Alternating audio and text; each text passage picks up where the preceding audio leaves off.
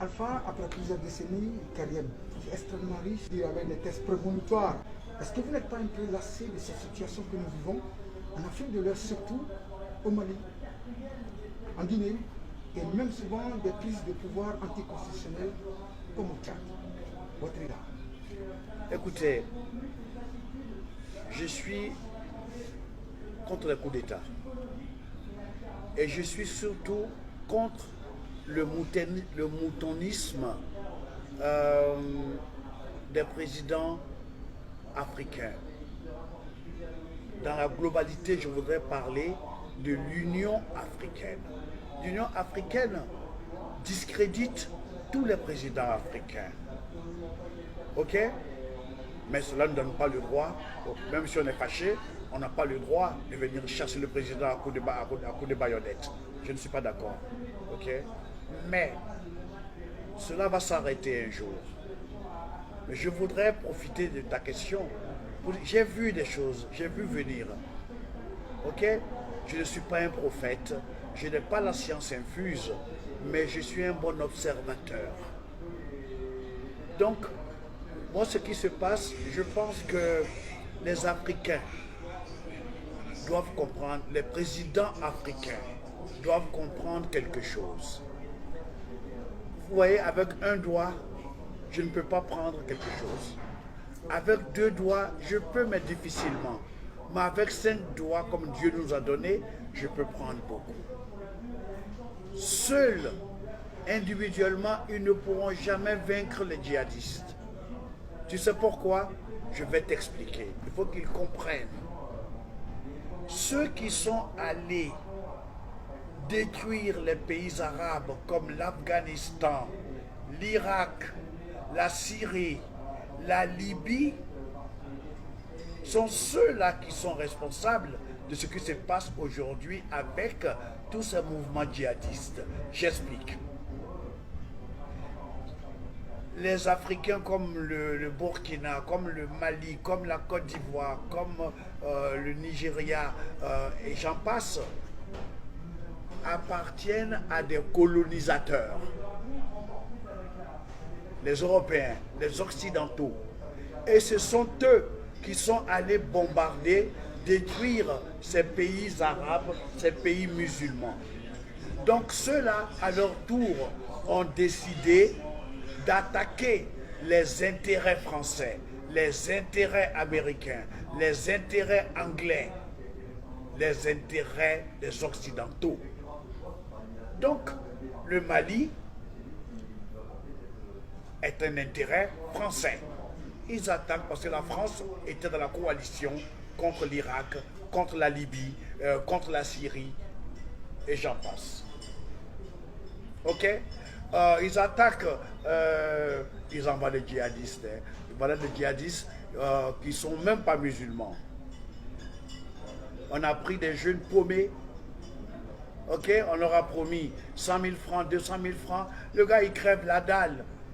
Même 10 000 francs, il est prêt parce que la preuve, tu vois combien de jeunes se noient dans la Méditerranée, au vu et au su de tous. Mais que fait l'Union africaine? C'est complètement révoltant, inacceptable. Donc, les coups d'État sont la résultante de la démission de nos chefs d'État. Parce que toi et moi, en tant que peuple, en tant que citoyen, on est révoltés. Mais le militaire, il a un cerveau. Il a aussi des émotions. Il a aussi ses opinions. Vous voyez ce que je veux dire? Donc, tous ces signaux, le coup d'État en Guinée, le coup d'État au Mali, doivent faire penser, réfléchir les membres de l'Union africaine. Ok? C'est la preuve de leur fainéantisme politique, leur manque de vision et leur irresponsabilité par rapport à cette misère qui tombe sur nos peuples et qui pousse nos enfants à prendre des décisions suicidaires. Voici la vérité.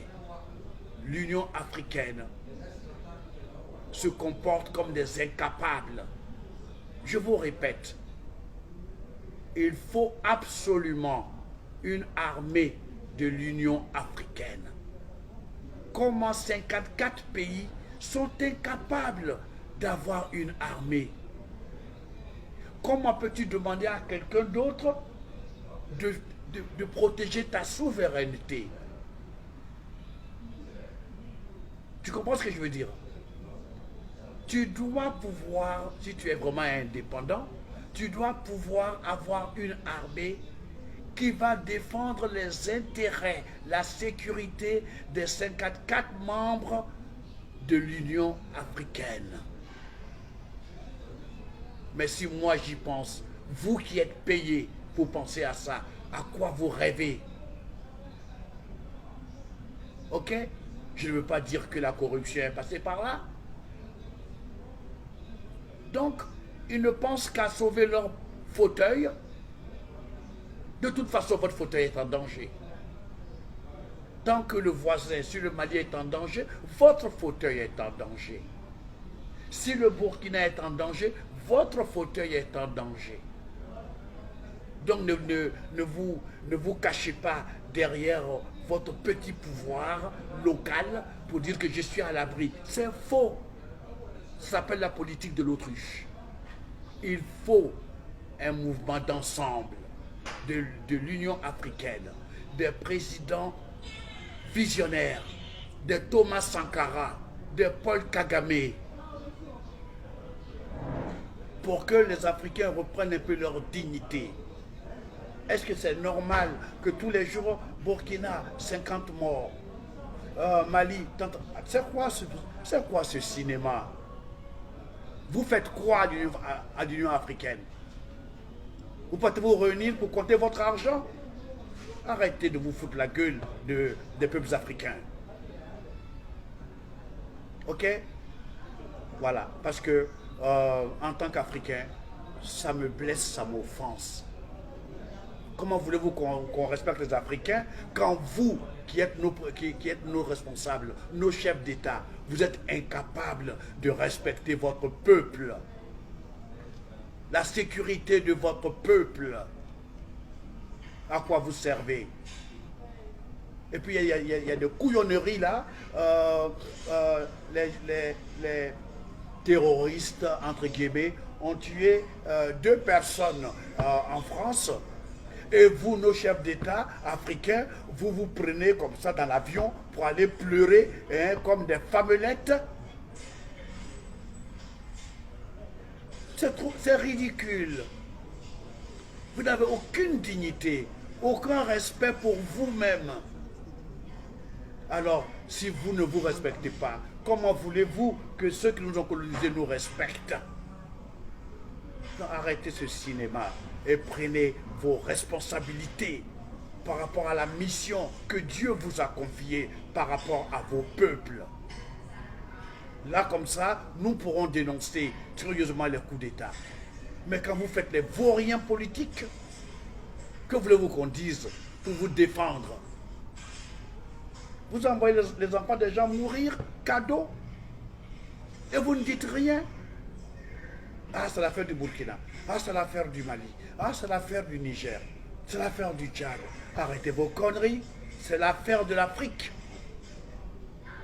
Et vous êtes tous responsables à l'Union africaine de ce qui se passe. Vous devez agir ensemble, pas un à un. Un mouvement d'ensemble. L'union fait la force. Ce n'est pas moi qui vais vous l'apprendre. Alors arrêtez cette attitude de vaurien politique. Alpha, on sait que vous êtes au laboratoire, si je peux m'exprimer ainsi. On sait que votre prochain album va venir dans les jours à venir, pas dans les mois à venir. Et d'aucuns diraient que c'est un album qui est extrêmement ouvert. On a appris que vous avez fait un featuring avec ce jeune du côté du Mali, qui n'est d'autre que le fils de Toumani Diabaté, qu'on appelle Sidiki Diabaté. Est-ce vrai? Oui. Et c'est très joli parce que je travaille avec Sidiki. Il chante tellement bien. Oh, il a une voix sublime. On a fait une chanson qui s'appelle Laïri. Et 5 mois plus tard, son papa, Toumani, est venu et puis il a écouté la chanson Et puis il a eu envie de faire de la coura là-dedans. Et je t'assure, l'Aïri est une... Attends, c'est délicieux. Hein? C'est tout ce que je peux dire. Ok. La dernière, le thème de cette 16e édition du Cinébrandi, quel futur pour nos enfants? Quel futur pour nos enfants? Quel futur pour nos enfants?